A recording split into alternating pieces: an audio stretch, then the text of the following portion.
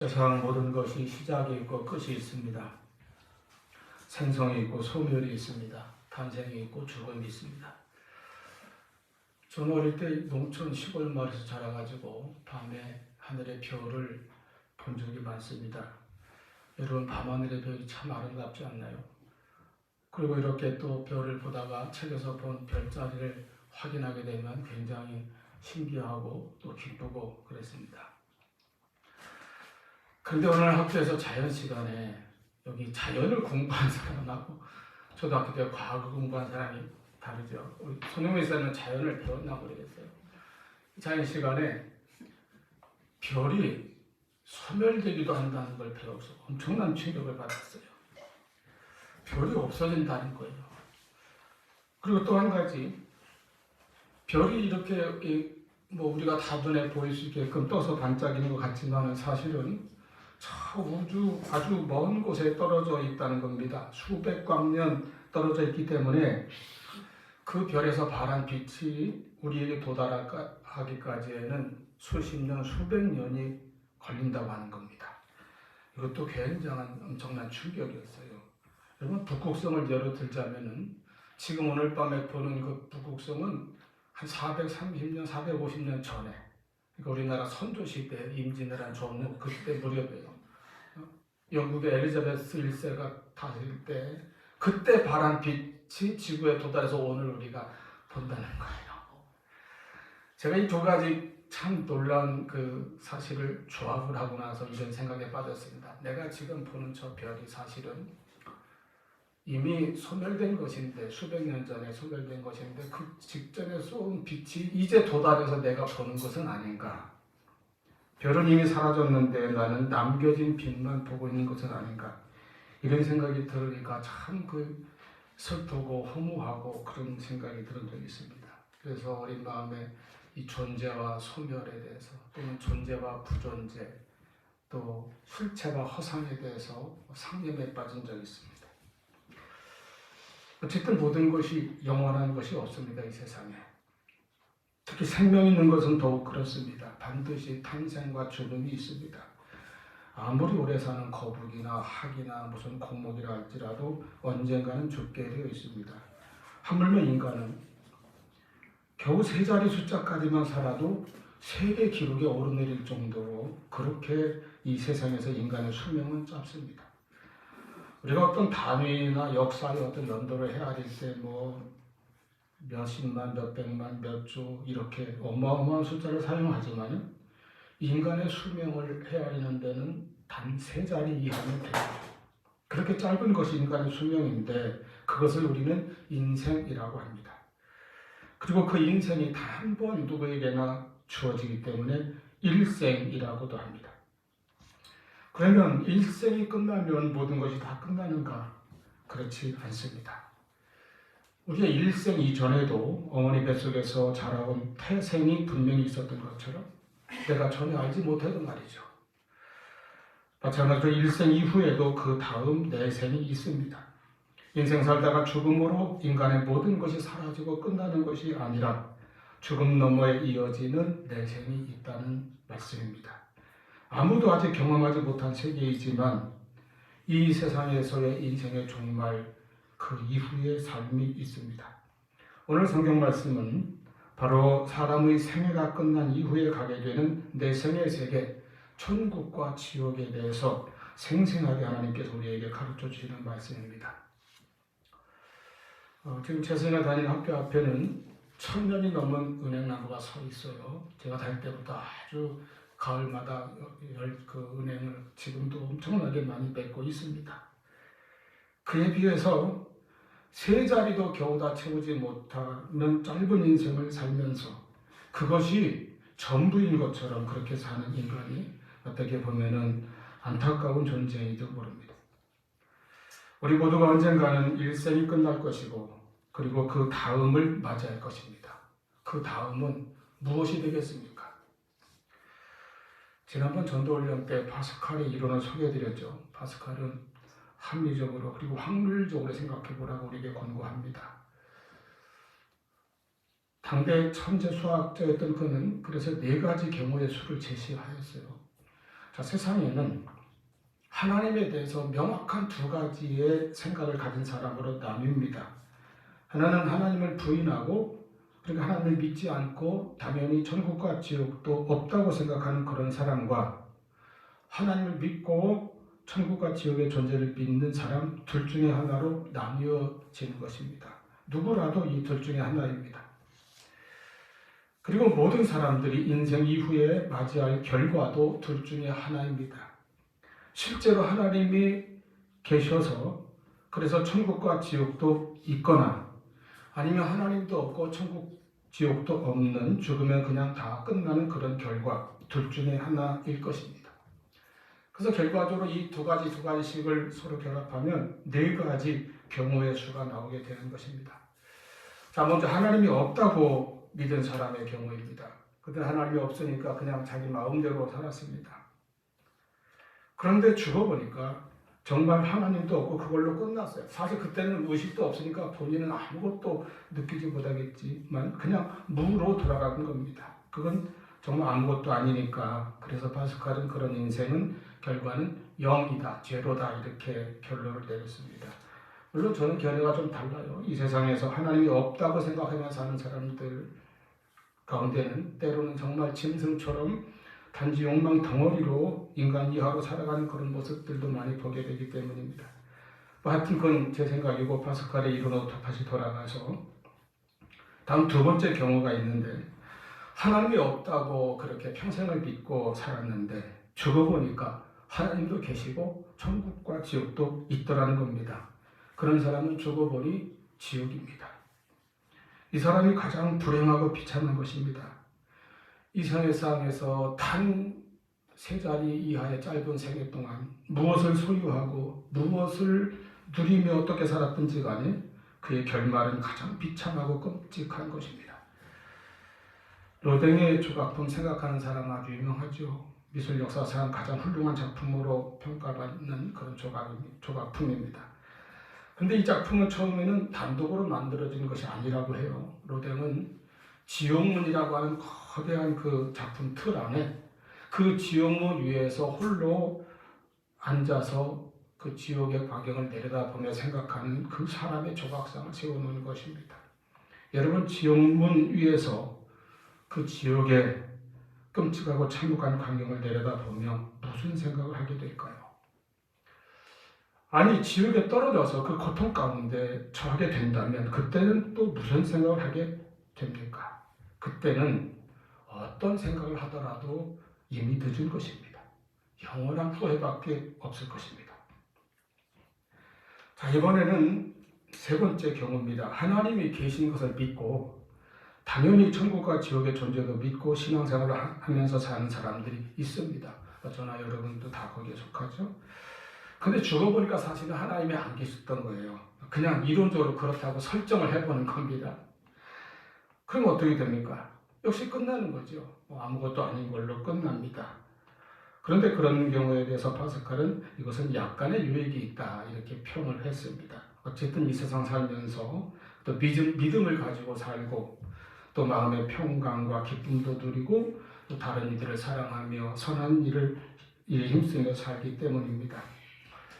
물론 또 다른 의미에서 어떤 사람들은 주위에 남들처럼 쉬지도 못하고 놀러 가지도 못하고 헐 교회만 가고 세상에서 거짓말도 못하고 마음 놓고 술과 향락을 즐기지도 못하고 억울하다, 손해다, 이렇게 생각한다는 이제 그 사람의 가치관이고, 어쨌든 파스칼은 이런 사람은 플러스 알파, 약간의 유익이 있는 인생이다, 이렇게 평가하는 거예요. 마지막 네 번째 경우의 수입니다. 이게 이제 저와 여러분이에요. 하나님을 믿고 우리를 위해 오신 독생자 주 예수 그리스도를 믿어 구원받고 평생을 신앙생활을 했는데 죽어보니까 정말 하나님이 계시고 천국과 지옥이 하나님 나라가 있다라는 겁니다. 그런 사람은 죽어서 눈 뜨면 천국입니다.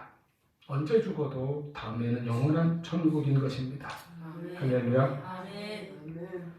이 세상에서도 구원받은 거룩한 성도로 성실하게 살다가 내 생에서 천국에 들어가는 사람들인 것입니다. 이것이 우리가 신앙생활하며 살아가는 이 생의 종착점이 될 것입니다. 우리는 어떠한 일이 있어도 어떤 대가를 치르더라도 죽음 이후에 다음 세계에 대한 준비가 반드시 되어 있어야 합니다. 물론 우리에게 현실에 주어진 인생은 소중하고 중요합니다. 그리고 한 번만 주어진 일생이므로 더욱 이 삶을 허비하지 말고 충실하게 아름답게 살아야 합니다. 그러면서도 또한 우리는 이 삶을 통하여 장차 들어갈 영원한 세계에 대한 준비를 분명히 해나가야 하는 것입니다. 그래서요, 저는 앞으로 은퇴할 때까지 적어도 1년에 한 번씩은 꼭 천국과 지옥에 대한 설교를 할 예정입니다. 본문은 유명한 이 부자와 나술의 이야기인데, 이 이야기가 예수님의 비유인지 혹은 당시 유대 땅에 있었던 실화인지 명확하게 구분되어서 소개되어 있지 않기 때문에 좀 의견이 엇갈립니다만은 그런 것이 크게 중요한 것은 아닙니다. 이 이야기를 통해서 우리에게 주시는 주님의 말씀의 내용과 영적인 교훈이 중요한 것이죠. 내용은 많이들 알고 있겠지만 어떤 부자가 아주 고급 옷만 입고 호화롭게 또 날마다 파티를 하며 흥청대면서 사는데 그의 집 밖에는 거지 나사로가 고통스럽게 살고 있었습니다. 아주 대조적이에요. 부자는 이름은 밝혀져 있지 않습니다. 그의 삶은 물질의 풍요와 쾌락으로 가득 차 있습니다. 반면 나사로의 삶은 참으로 대조적입니다. 그는 거지이고 주림과 질병의 고통에 시달리며 살아갑니다. 나사로라고 하는 이름은 히브리어의 엘레아자르를 헬라어식으로 부른 것인데 그 히브리어의 뜻은 하나님은 나의 도움, 하나님이 도우신다 이런 뜻이에요. 아마 그의 부모가 지어졌을 테니까 부모의 신앙이 담겨져 있는 이름이고 그리고 어쨌든 평생 살아온 본인의 신앙이 되었을 수도 있다고 생각합니다. 그런 나사로가 평생 가난과 질병에 시달리며 고통 가운데 살았음에도 그의 입에서 나온 원망이나 불평 한마디도 성경에 기록되지 않은 것으로 보아서 그는 이름 그대로 오직 하나님의 도움만을 바라며 그렇게 살아온 것이 아닌가 봅니다. 세월이 흘렀고 무슨 일이 일어났습니까? 나사로가 죽었습니다. 아무래도 영양실조와 가혹한 환경, 육신의 질병 등에 의해서 주인공 중에 그가 먼저 죽음을 맞이하였을 것입니다. 그는 어떤 장례식도 치르지 못했을 것이고 사람들이 그저 그의 시신을 거적 같은 데다가 둘둘 말아서 묻어주었으면 그나마 다행이겠죠. 그리고 부자도 죽었습니다. 그가 가진 그 많은 재산으로도 죽음을 막을 수가 없었습니다. 이 세상 그 누구도 자기 재산이나 권력, 지식이나 명예, 가진 힘 그 어떤 것으로도 막을 수 없고 피할 수 없는 또 누가 대신해 줄 수도 없는 인생의 결말이 바로 죽음입니다. 그러면 이제 이야기는 이것으로 끝이 났습니까? 이 주인공이 둘 다 죽었으니까요. 그런데 성경은 그 이후에 대해서도 계속 말씀합니다. 본문에는 그 두 사람의 죽음 이후에 대한 말씀이 사실은 더 길어요. 더 분량이 많습니다. 이것은 무엇입니까? 첫째로 이 세상에서의 삶이 전부가 아니라 모든 사람에게 죽음이 있고 그리고 그 죽음으로 모든 것이 다 끝나버리는 것이 아니라 그 이후 그 너머가 있다는 것을 하나님께서 말씀하시는 것입니다. 여러분, 죽음은 끝이 아닙니다. 인생의 종말 이후에는 반드시 이어지는 내세의 세계가 있습니다. 그리고 오늘 본문에서 죽음 이후는 이 두 사람이 이 세상에서 살았던 그 모습에 대해서 완전히 정반대 대조를 보여줍니다. 거짓 나사로가 죽었을 때 그의 죽음은 그의 삶과 마찬가지로 쓸쓸하고 비참한 모습이었습니다. 누구 하나 거들떠보거나 애달프게 문상하거나 하지 않았겠지요. 그러나 한 가지가 있었습니다. 22절에 이에 그 거지가 죽어 천사들에게 받들려 아브라함의 품에 들어가고 하나님께서는 천사를 보내셔서 그 영혼을 영접하셨습니다. 아브라함의 품에 들어가 위로와 안식을 누리게 하셨습니다. 유대인의 사고 개념으로 볼 때 아브라함의 품이라는 것은 이 택함받은 자가 들어가 누리는 평화와 안식의 세계를 뜻합니다. 곧 낙원이죠. 천국이죠. 어둠이 없고 고통이 없는 곳입니다. 더 이상 아픔도 배고픔도 멸시천대도 없는 곳입니다. 외로움도 두려움도 슬픔도 없는 곳입니다. 아니 하나님의 자녀로서의 영광과 평안과 기쁨이 충만한 그곳에 그는 들어갔습니다. 이로 보아 그가 진정한 신앙을 가지고 살았음을 우리가 미루어 알 수 있는 것입니다. 나사로는 이름 그대로 모든 경건하면서 가난한 신앙인들의 대표자라고 볼 수 있습니다. 오직 하나님으로부터만 도움을 기대하고 바라는 사람들입니다. 예수님께서는 누가복음 6장 20절에서 이런 사람들이 복이 있다 하셨는데 그는 정말 가장 큰 복을 누리게 되었습니다. 그리고 나서 부자도 죽었는데 그의 장례식은 그의 재산이나 지위에 걸맞게 호화롭게 치러졌을 것입니다. 수많은 문상객들이 줄을 이었을 것입니다. 가장 비싼 관에 쌓여 가장 좋은 땅에 묻혀겠죠. 고급스러운 비석도 세웠을 겁니다. 그러나 거기에 단 한 가지가 없었습니다. 하나님께서 보내신 천사가 없었습니다. 성경에 기록되지 않았어도 아마 지옥에서 데리러 온 마귀는 있었겠죠. 우리는 한 가지를 분명히 알아야 됩니다. 내가 이 세상에서 비록 가난하고 연약하게 산다 할지라도 그래서 내 주변에는 내가 돈도 없고 힘도 없고 인기도 없고 하면은 뭐 많은 사람이 찾아오지 않을 수도 있겠습니다. 그래도 내가 죽을 때 하나님께서 보내신 천사가 내려와 나를 찾아올 것이며 나를 받들게 될 것이라는 사실을 여러분 믿으시기를 바랍니다. 이 확신을 갖는 성도는 이 땅에서 어떤 경우에도 실망하지 않습니다. 낙심하지 않습니다. 원망하지 않습니다. 탄식하지 않습니다. 방황하지도 않습니다. 언어도 없고 들리는 소리도 없으나 주께서 나와 함께 하시는 그 임마누엘의 은혜가 우리 속에 역사할 때에 우리는 환난을 당하나 담대할 수 있습니다. 어떤 고통 중에서도 하나님이 나의 힘이시고 나의 도움이시라는 믿음을 가지고 우리는 살며 그 하나님의 은혜 안에서 우리는 이 세상을 이겨나갈 수 있는 것입니다. 그리고 날마다 소망 가운데 찬송할 수 있을 것입니다. 두 번째로 이 이야기에서 우리가 발견하는 것은 인생의 종말 이후에는 반드시 자기 인생에 대한 심판이 있다는 것입니다. 성경은 히브리서 9장 27절에 한 번 죽는 것은 사람에게 정해진 것이요 그 후에는 심판이 있으리니 엄중하게 말씀하고 있습니다. 가난과 질고 속에서도 평생 하나님을 도움으로 삼고 살던 나사로는 낙원에 들어갔습니다. 이것이 하나님의 심판이었어요. 그러나 무엇 하나 부족한 것 없이 모든 부귀와 사치와 연락을 누리던 부자는 음부에서 고통 중에 있게 되었습니다. 이것도 하나님의 심판입니다. 24절에 보면 그가 아브라함에게 호소할 때에 내가 불꽃 가운데서 괴로워하나이다 하는 것을 보면은 그가 처한 음부가 게헨나 곧 지옥인 것을 알 수 있습니다.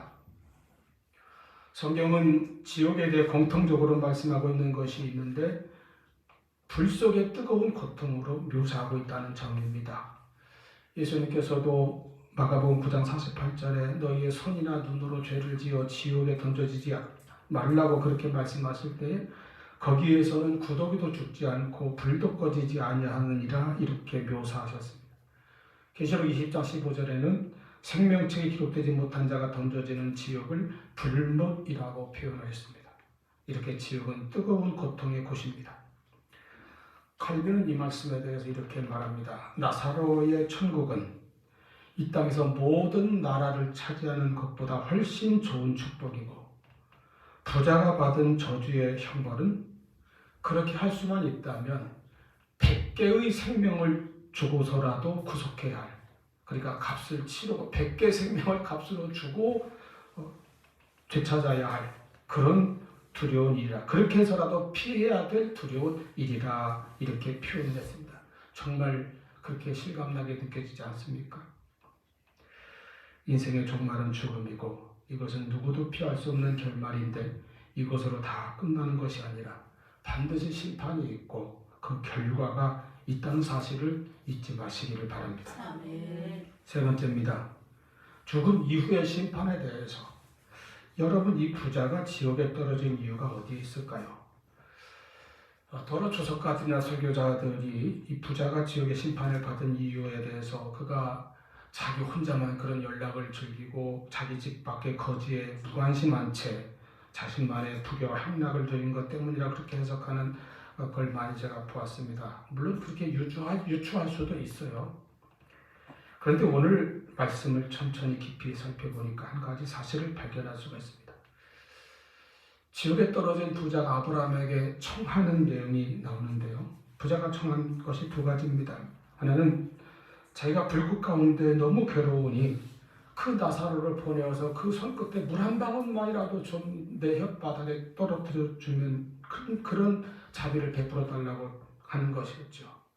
실로 지옥의 고통을 절실히 느끼게 해주는 그런 간청입니다.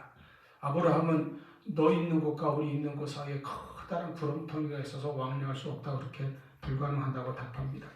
그러자 부자가 두 번째 간청하는데 27절입니다. 그렇다면 아버지가 구하노니 나사로를 내 아버지 집에 보내소서 이렇게 부탁합니다. 왜 나사로를 보내달라고 하는가 하면 자기 형제 5이 있는데 아직 이제 이 세상에 남아있는 형제들이죠. 그들에게 증언하여 그들로 이 고통받는 곳에 오지 않게 하소서. 이 부자가 그래도 자기 형제, 자기 가족에 대한 사랑은 참 깊은 사람이었다는 걸 알 수가 있죠. 어쨌든 이 청에 대한 아브라함의 대답이 중요합니다. 29절에 아브라함이 이르되 그들에게 모세와 선지자들이 있으니 그들에게 들을지니라. 아브라함의 대답은 무슨 뜻입니까? 모세와 선지자에게 들으면 된다 그 말이에요. 여기서 모세는 율법을 대표하고 선지자는 예언서를 대표하죠. 그러니까 모세와 선지자는 언제나 구약 성경을 가리키는 관용적 표현입니다. 그들에게 하나님의 말씀이 이미 주어져 있지 않느냐. 모세 시대부터 수많은 선지자를 통하여 하나님 말씀이 주어졌으니 그 말씀을 들으면 된다는 것입니다.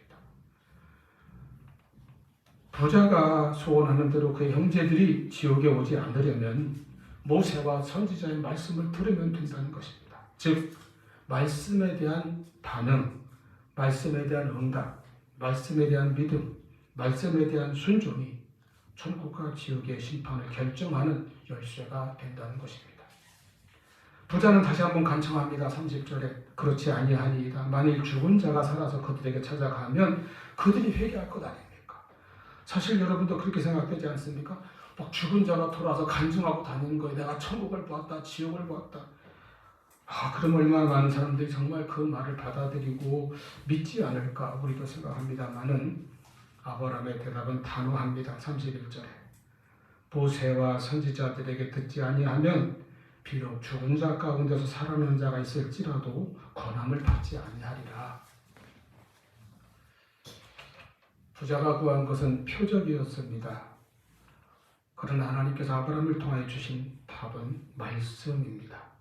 여러분, 믿음은 표적에서 나지 않습니다. 믿음은 말씀에서 납니다. 그러므로 말씀을 듣고도 믿지 않는 사람은 어떤 놀라운 이적이나 기적을 보여줘도 믿지 않습니다. 혹 어떤 기적에 빠져서 잠시 믿는 것 같아도 그건 그냥 쭉 따라다니는 것, 쫓아다니는 것 뿐이에요. 그런 믿음으로 구원에 이르지 못할 것입니다. 예수님의 기적의 떡을 먹고도 그 다음날 와서 또 기적을 바라다가 예수님의 하늘의 양식에 대한 말씀을 듣고는 다 떠나가버린 무리들이 얼마나 많이 있었습니까? 그렇기 때문에 유대인들이 믿음을 얻기 위하여 표적을 구할 때에 예수님께서는 내가 줄 유일한 답은 요나의 표적, 즉 예수님의 십자가와 부활의 복음만이 유일한 표적이라고 답하셨습니다. 여러분, 이 부자 이야기는 예수님의 공생애 중에 주신 말씀이에요. 즉 공생애가 끝나기 전이고, 그러므로 다시 말해 예수님의 십자가와 부활 이전의 말씀입니다. 그래서 여기에서 말하는 말씀이라는 것은 모세와 선지자, 즉 구약 성경의 말씀입니다. 그 말씀에 대한 응답, 믿음의 응답이 나사로에게 천국을 주었다면 오늘날 우리에게는 무엇이 그 말씀입니까? 말씀이 육신에게 우리에게 오신 예수 그리스도가 우리에게 하나님의 말씀입니다. 예수님의 십자가와 부활이 말씀이요 복음입니다. 이 복음에 대하여 우리가 응답하는 믿음으로 우리는 천국의 축복을 받을 것입니다. 이것이 분명한 사실이에요. 그러므로 인생에는 세 가지 분명한 사실이 있는 것입니다. 첫째, 이 세상에서의 인생에는 반드시 끝이 있다는 사실입니다. 두 번째, 그 인생의 종말 이후에는 반드시 천국과 지옥이 또한 있다는 사실입니다. 그리고 세 번째로 그 천국과 지옥을 결정하는 심판의 열쇠는 예수 그리스도에 대한 믿음의 응답이라고 하는 사실입니다. 가을이 깊어가죠. 이제 낙엽이 물들었다가 떨어지게 될 것입니다. 낙엽은 떨어져서 흙으로 돌아갈 것이나 알곡은 소중히 거두어져서 주인의 곳간에 들어갈 것입니다. 여러분이 가을에는 내가 언젠가 돌아갈 곳을 한번 생각해 보시기를 바랍니다. 우리는 이 땅에서도 각자에게 주어진 인생을 성실하게 열심히 정직하게 충성되게 살아야 합니다. 그러나 반드시 인생에는 끝이 있으며 그 후에는 심판이 있음을 또한 기억하고 우리가 발견한 보화 예수 그리스도의 복음을 내 것으로 소유하고 살아가는 참으로 축복된 성도들 되시기를 바랍니다. 그래서 언젠가 맞이할 인생의 종말 이후에는 영원한 천국의 복을 누리는 저와 여러분이 되기를 축원합니다. 기도하시겠습니다.